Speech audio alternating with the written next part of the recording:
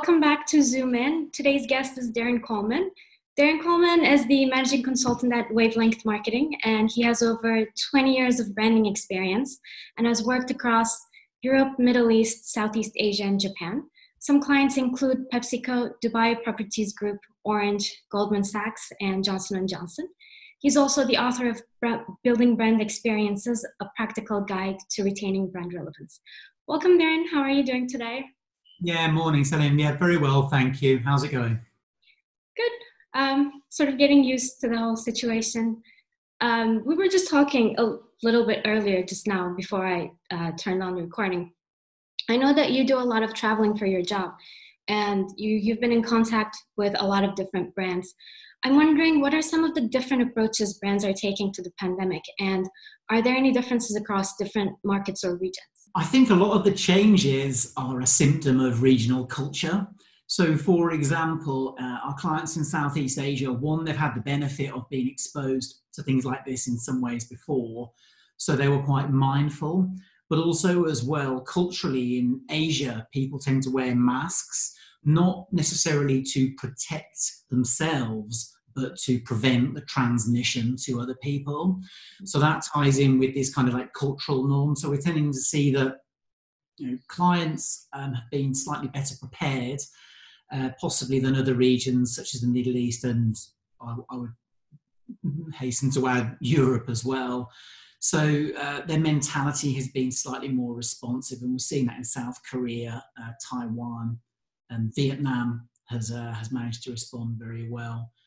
But it's new for a lot of our clients in the Middle East and Europe and the States, yeah. But the way in which they're responding is that first there was the initial shock, which I think we all suffered from. But very quickly, a number of our brands, a number of our clients managed to pivot, to use the lingo, and start projects and work online and adopt and embrace new working practices. And we've worked closely with a number of clients like that, I'm happy to say. So we've moved with them online. It hasn't been easy, but we've got there with the majority of our clients, and we're now being as productive as we can given the circumstances. Mm-hmm. Do you think among the brands who have had a pivot in strategy, do you think those are going to stay after the pandemic, or are they going to pivot back to their previous business?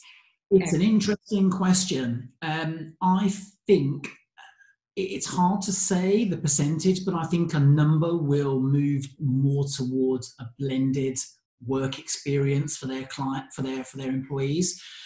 One, because people want more flexibility in their lives. People have families, they're balancing lifestyles, etc. So being able to work from home a couple of days a week is something that appeals. And I think that people want more from life than purely working. I think a number of our clients' customers have actually got used to engaging with the brand online as well. And then from a pure cost perspective, in an industry like ours, advice and consulting for brand and these types of things, it takes time and it's expensive to fly us around the world to go and see clients. And what we're finding is that they're thinking, well, actually, we can work virtually and it's more cost effective. And that's working well for us. And I'm glad to say it's working well for a number of our clients as well. Let's talk a little bit about your area of expertise, brand building. Prior to all of this, it seems as though one of the major topics of discussion this year was going to be going back to more long-term brand building efforts as opposed to short-term performance marketing. How does the current situation affect efforts of long-term brand building? I think it depends on how advanced a brand is and how deep the knowledge of the senior management, both within brand and the C-suite, is. If people have been well trained, they're well experienced, and they have a deep understanding of brand, and they understand the history of brand building through previous downturns, I think those companies will have the confidence to sit tight and either hold budgets or actually increase budgets. So we've started to see the likes of Procter & Gamble, and they have doubled down on budgets. I think that is a function of the markets they're in, personal care and home care, but also it's down to their experience. And the one that really caught my eye was Kraft Heinz, and they're looking to actually increase their marketing spend. And Kraft Heinz was actually decimated. The value of the brand was decimated by the private equity firm that backs it, 3G Capital. And they stopped spending on brands. And they really suffered. The stock suffered.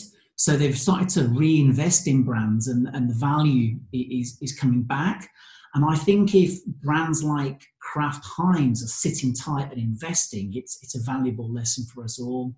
But there's a lot of data out there. You know, the likes of Binet and Field have talked about marketing effectiveness. You've had studies coming out of Cantor Millward Brown about the effect of brand strength. So I'd like to think that informed marketers will sit tight and either hold or increase. I understand not everyone has deep pockets, but there are other ways of building brand without big above-the-line campaigns, content marketing, focused, using your employees to build communities. So now's the time to think carefully, and we're working with a number of clients in that way. In your book, you talk a lot about brands' inability in this day and age to have complete control over how they're perceived. And I think the example you give is the Burberry and soccer fans one. How do you think the current situation changes or affects this power dynamic between brands and consumers? I think brands' control will actually diminish even more because the uplift of digital and people forming these communities where brands take on a life of their own. And I'm not sure most brands are actually ready for that yet. Informed brands have been, the likes of Burberry for football hooliganism, and Lacoste was another one that struggled in some respects. But what they've done is they've understood that they need to kind of delegate responsibility for brand building to their customers and their communities, because it's the customers and communities that are in control. And I think what brands are doing now is they're understanding where those people are online, and they're going to those spaces and they're guiding and influencing the conversations as best they can. But a number of brands struggle with that because it entails having confidence in your brand and letting people engage with the brand. So you have to let go. Brands that think they're in control are deluded. So I think that's a trend that we'll see more of, particularly as we see more and more going to digital. How much can they let go if the conversation will drive them to a direction that they're uncomfortable with, for example? So that's the stage where you need community managers, and community managers will be marshalling and chaperoning and guiding. But in this era of transparency where negative PR can travel like wildfire, it's not a bad thing. I think brands have had skeletons in the closet for far too long, and they've got away with murder. And I think sometimes literally. And I think now that brands have accountability can only be a bad thing. Sorry, it can only be not a bad thing, be a good thing. And you've seen some recent examples. So we had Chipotle in America, and they were talking about online communities so people get together for lunch. But in parallel, they were doing some fairly unsavory things with their employees. So there's nowhere for brands to hide these days. And I think understand that and engage with that mentality, the better they'll be. Let's talk a little bit about purpose. I know that even though it's a popular trend in the industry, you're not a big fan. In fact, when I talked to Jenny Romaniuk from Ehrenberg Bass Institute, she told me that so far they hadn't yet found any evidence to support the claim that brand purpose brings a positive value to brands. Why do you think brands still focus heavily on brand purpose, and how is the way that brands view or use purpose changing? Well, if you've got somebody like Jenny talking about that, then people need to listen, because what they're doing at the Ehrenberg Bass Institute is very informed. Why have people jumped onto brand purpose?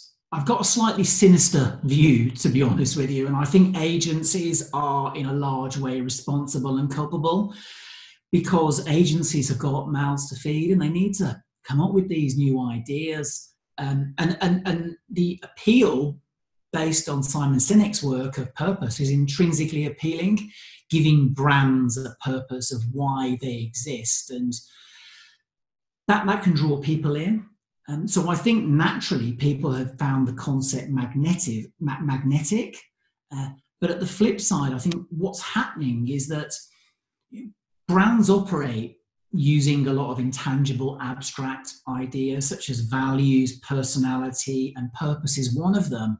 And when you move from this intangible, abstract to the tangible world of building brands, a growing number of organizations are starting to realize that actually, when our purpose plays out, hasn't that already been accounted for by our brand values, our brand positioning, or brand personality? Or hasn't it been accounted for by strategic elements such as our mission and vision? Or isn't it just rehashing corporate social responsibility? And I'm not arguing that doing something for social good is a bad thing. But regrettably, a lot of people have put brand purpose as being synonymous with doing social good. That is only one facet of purpose. But my concern is in the C-suites, there's a growing number of conversations where people are saying, right, we need to be purpose driven. And then as the conversations play out, people are realizing actually that purpose, brand purpose, has been accounted for by other things that the company's doing. And I think that affects the credibility of marketers in the C-suite. And in terms of research, Richard Shotton has written some fantastic work on the negligible value of brand purpose in terms of driving performance. So I think marketers can be guilty of trying to jump onto bandwagons, but that's just not marketers. I remember big management consulting firms. Years ago, they had business process re-engineering, then they had change management, now they've got digital transformation. Strictly speaking, the fundamentals are the same thing, but they've got to reinvent these ideas. And there aren't many fools in the C-suite. So I think a lot of the time that people are starting to see through these things now, and Jenny's research doesn't surprise me. That's why I'm always confused because when we talk with the industry and the marketer side versus looking back at the actual research and listening to all these academicians that spend their time investing and researching on these issues, seeing the discrepancy between academia and the marketer side always sort of surprises me. You also talk a lot about the importance of emotions, given that they're the primary driver of action, and establishing an emotional bond with the consumer. Since we're going through an unusually emotional time right now, do you see any remarkable examples of brands taking advantage of the status quo? Taking advantage in a good way or a bad way? Either. Regrettably, I think a number of brands have tried to capitalize on what's happening in a bad way. I think it would be remiss of me to name brands, but some brands have started to create hand sanitizer, for example. And I think there's a few well-versed examples out there. I just think it's a shame they haven't got on with doing it and let the actions do the marketing. Get the product into people's hands. By all means, brand it. But let the people do the marketing for you. There's no need to almost humble brag about how wonderful you are for doing this. And I think some brands regrettably have tried to put themselves in the spotlight by saying, yes, we're doing this, and aren't we wonderful for doing it? I think smart brands have adopted a slightly more nuanced and understated approach. So, for example, Vans did something called Foot the Bill. And what they did is they've allowed a number of retailers to use their bespoke machinery to create their own products. They haven't gone out shouting about it, saying, aren't we wonderful? They've just got on and done it. I think Uber Eats was another one. They've made the process far easier for restaurants to start home deliveries. And that story gets out. And it goes back to the point you were talking about earlier about brands losing control to an extent that we discussed, that once that message gets out there, it's far more powerful. It comes from your community than if it comes from the brand. So yeah, I think regrettably some companies have tried to take advantage of the situation, possibly in a slightly negative way, and I think a number of people will see through that. Man's a great example. They're actually hosting all these virtual festivals as well. But they don't do any communication for it. So I just randomly came across one of them and saw that they were organizing it. And they're a cool brand. I'm a fan.